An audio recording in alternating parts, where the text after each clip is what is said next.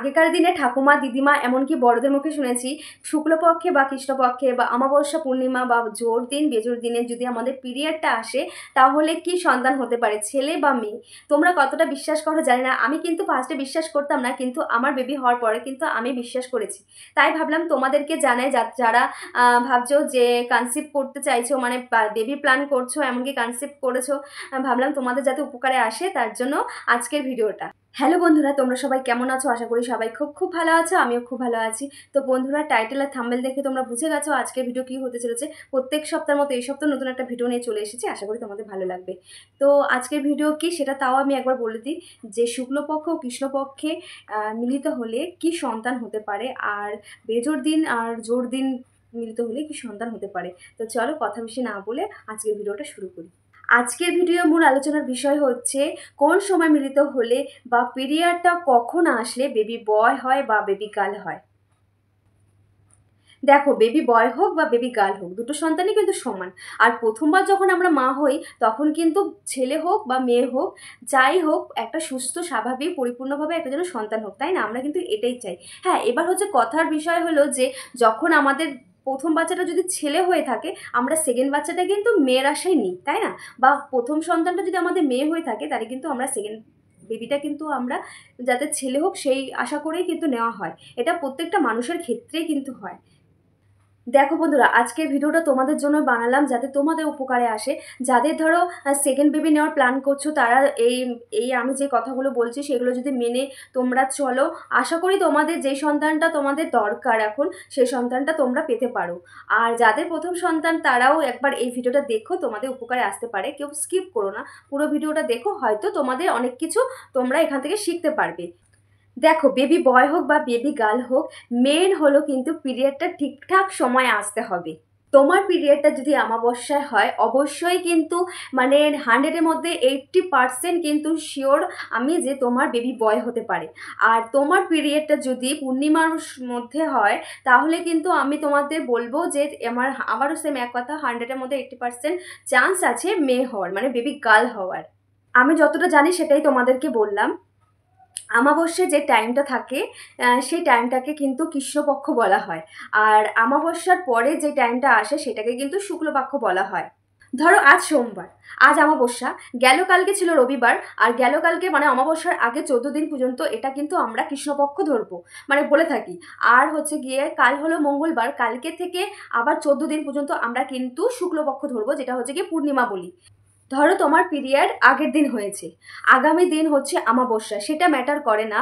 Matter করে যে অমাবস্যার মধ্যে বলতে অমাবস্যা যেদিনকে পড়লো, ধরো আজকে হচ্ছে গিয়ে বুধবার, আজকে অমাবস্যা, এবার বুধবার থেকে 14 দিন পর্যন্ত তোমার অমাবস্যা।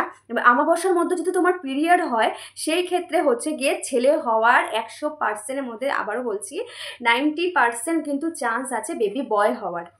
আর ধরো শুক্লপক্ষে মানে হচ্ছে কি পূর্ণিমার মধ্যে তোমার পিরিয়ড আসলো, সেক্ষেত্রে কিন্তু তোমার সেই সময়টা যদি তোমরা মিলিত হও তাহলে কিন্তু সেম 100%-এর মধ্যে 80% হচ্ছে কিন্তু বেবি গার্ল হওয়ার চান্স আছে।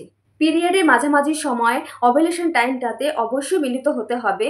আর তোমার পিরিয়ডটা অবশ্যই কিন্তু অমাবস্যায় আসতে হবে, তাহলে কিন্তু বেবি বয় হওয়ার চান্স অবশ্যই আছে। তোমরা অনেকে হয়তো জানো না ওভুলেশন টাইম কোনটায়, কোন সময় ডিম স্ফোটন হচ্ছে। কারো কারো পিরিয়ড সার্কেল 28 দিন, 30 দিন, 32 দিন। যদি তোমার পিরিয়ড সার্কেল 28 দিন হয়ে থাকে তাহলে তোমার ওভুলেশন টাইম হচ্ছে 14 দিন। আর যদি তোমার পিরিয়ড সার্কেল হয়ে থাকে 30 দিন তাহলে তোমার ওভুলেশন টাইম হচ্ছে গিয়ে 15 দিন। এইভাবে তোমরা কাউন্ট করে নিতে পারো। তাও যদি তোমাদের বুঝতে অসুবিধা হয় তাহলে তোমাদের আরও আমি পরিষ্কারভাবে বুঝিয়ে বলছি। যখন তোমার পিরিয়ড আসছে তার মাঝামাঝি সময়টাকে ওভুলেশন টাইম বলে। আর সেই সময়টা যদি তোমরা মিলিত হও তাহলে কিন্তু, আর অবশ্যই দেখতে হবে যে তখন অমাবস্যা না পূর্ণিমা চলছে, তাহলেই কিন্তু তোমরা যেই সন্তানটা তোমাদের ইচ্ছা সেই সন্তানটা তোমরা কনসিভ করতে পারো।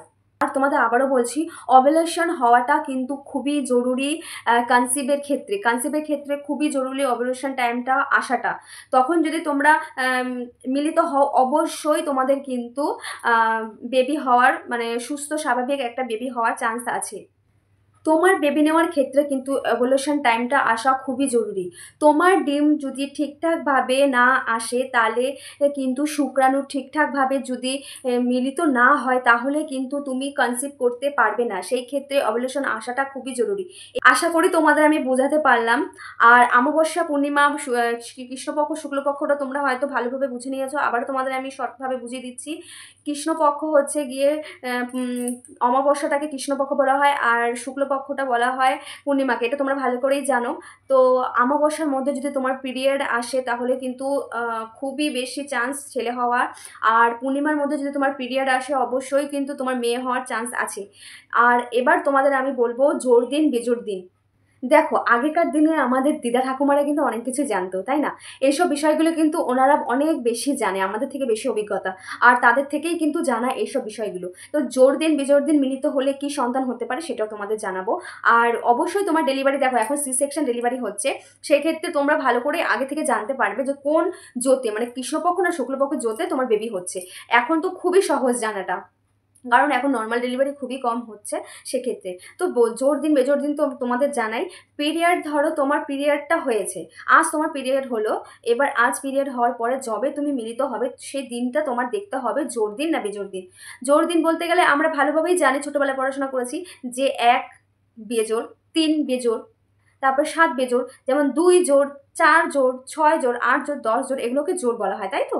তো জোড় দিন তাহলে বোঝা গেল জোড় দিন কোনগুলো, 2, 4, 6, 8, 10। আর বেজোড় দিন 1, 3, 5, 7, 9, এগুলো হচ্ছে বেজোড় দিন। তো এই সময়গুলো যদি তোমার পিরিয়ডের পরে যদি এই সময়গুলোতে যদি তোমরা মিলিত হও, জোর দিনে কিন্তু ছেলে হওয়ার চান্স আছে, আর বেজোর দিনে কিন্তু মেয়ে হওয়ার চান্স আছে। আর আরেকটা কথা আমি বলছি, আমার অভিজ্ঞতা থেকেই বলছি। দেখো, আমি যেটুখানি বলছি সমস্তটা কিন্তু আমার অভিজ্ঞতা থেকেই বলছি, কোনো বানিয়ে আমি কথা বলছি না, যেহেতু আমারও সদ্য বেবি হয়েছে।